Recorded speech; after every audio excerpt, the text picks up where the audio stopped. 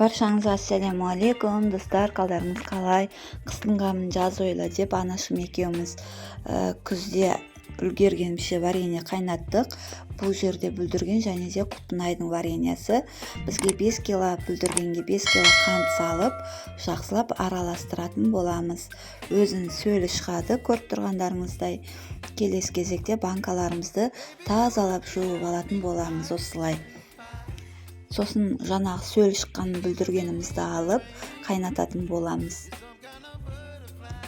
Арасында осылай араластырып отыратын боламыз. Қажетті құрамын описанияға жазып қоямын, сол жерден қарап жасап көріңіздер, қайнатып көріңіздер. Ешқашанда атылмайды, өте дәмді болып тұрады және де ашып бұзылып кетпейді. Мінекей осылай қайнар кезінде осылай бетіне жаймендеп аздап көбігі шығып тұрады. Сол көбікті алып отырсаңыздар болады.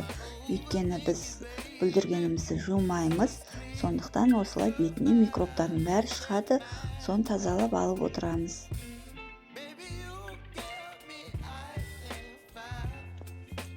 Біздің вареньеміз енді қайнайын деп тұр. Қатты бұрқ етіп қайнағаннан кейін барып отымыздың астын баяулатып қоямыз. Жаймендеп қайнатып аламыз. 15-20 минут толықтай қайнатамыз. Осылай көріп тұрғандарыңыздай көбігінің бәрі бетіне шығады. Соның бәрін тазалап алып тастаймыз. Ендігі кезекте қақпақтарымызды осылай қайнатып аламыз. Банкаларымызды булап аламыз. Бізде вареньеміз қайнап дайын болып тұр.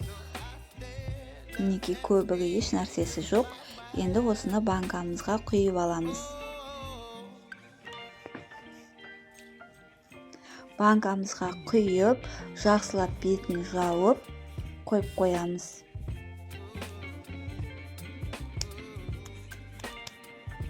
Келесі кезекте бізде құлпынай вареньесін жасайтын боламыз. Мінекей осындай әдемі түсте болып шығады.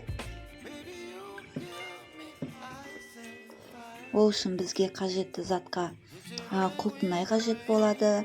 Тағы да 5 кило құлпынай алдық. Тазалап жуып, жапырақтарын бәрін тазалап алып тастадық. Оның үстіне 5 кило қантымызды саламыз. Біз кез келген вареньеді бірге бір қосып жасайтын боламыз. Яғни 1 килоға 1 кило қант салып жасаймыз. Осылай қантымызды салып болғаннан кейін жақсылап араластырып қоямыз.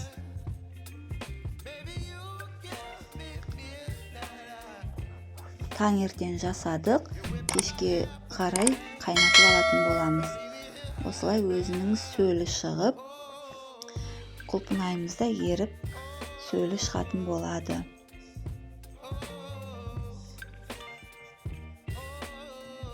Осы құлпынайымыздың сөлі шыққаннан кейін бөлек ыдысқа құйып алатын боламыз. Тек қана сөлін ғана құйып аламыз және де банкамызды осылай тазалап жуып аламыз. Бір ыдысқа құйып аламыз, сөлін көріп тұрғандарыңыздай. Енді осыған лимонный кислотадан 1 шай қасық салып жеке қайнататын боламыз. Бұл біздің вареньеміздің қоймалжың, бал сияқты болып тұрғанына әсер етеді. Көріп тұрғандарыңыздай мінекей қайнатып аламыз. Көбігі үстіп әппақ болып шығады, оны да алып тастаймыз. Енді құлпынайдың үстіне құямыз. Яғни сироп дайындап аламыз. Сол сиропты құлпынайдың үстіне құйып, тағы да қайнататын боламыз.